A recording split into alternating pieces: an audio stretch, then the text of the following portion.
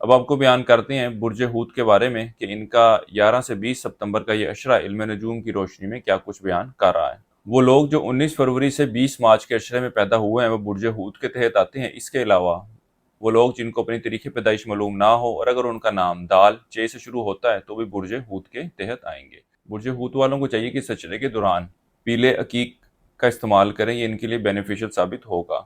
ہماری اس ویڈیو کو اپنے دوستوں کے ساتھ بھی ضرور شیئر کیجیے گا اور کمنٹ سیکشن میں اپنی رائے کا اظہار بھی ضرور کیجیے گا۔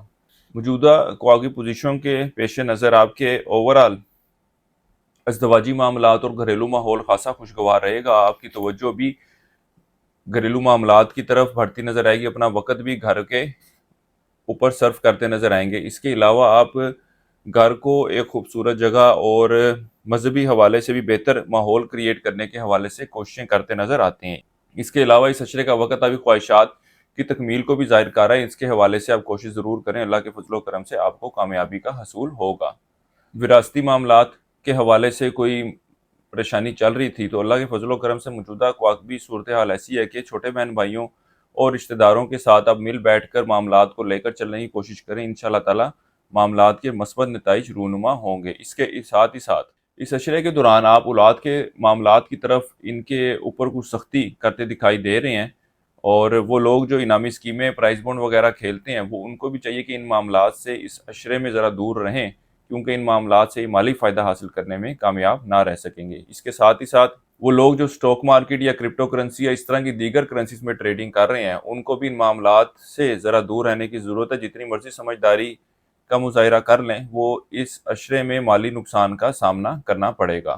اس اشرے کے درمیانی ایام میں آپ کاروباری معاملات کی طرف توجہ دیتے نظر آئیں گے اور کاروبار کو بہتر بنانے کے حوالے سے بھی کوششیں کرتے نظر آئیں گے۔ وہ لوگ جو شراکتی کاروبار سے وابستہ ہیں ان کی بھی کوشش ہوگی کہ شراکتی معاملات اور شراکتی کاموں کو خود لے کر چلنے کی کوشش کریں گے، اور اس کے حوالے سے کی گئی کوششوں کے مثبت نتائج رونما ہوتے نظر آتے ہیں۔ انٹر اور اس سے کم درجے کی تعلیم حاصل کرنے والے طالب علموں کی توجہ تعلیم کی طرف خاصی مرکوز رہے گی اور تعلیمی حوالے سے کئی ایک کامیابیاں بھی سمیٹتے نظر آتے ہیں۔ وہ لوگ جو سواری یا پراپرٹی کی خریداری کا ارادہ رکھتے ہیں ان کو چاہیے کہ ان دنوں میں ضرور کوشش کریں، اللہ کے فضل و کرم سے ان کو کامیابی ملتی نظر آ رہی ہے۔ اس کے ساتھ ہی ساتھ وہ لوگ جو اپنی جائے پیدائش سے یا موو کرنا چاہتے ہیں کسی اور جگہ پہ نوکری کے سلسلے میں یا کاروبار کے سلسلے میں ٹریول کرنا چاہتے ہیں، مستقل طور پر موو ہونا چاہتے ہیں، ان کے لیے بھی ایک اچھا وقت ہے، ان دنوں میں ضرور کوشش کریں، کامیابی ملتی نظر آ رہی ہے۔ اوورآل یہ عرصہ آپ کی صحت میں بہتری کو ظاہر کر رہا ہے، اچھی صحت سے واسطہ رہے گا۔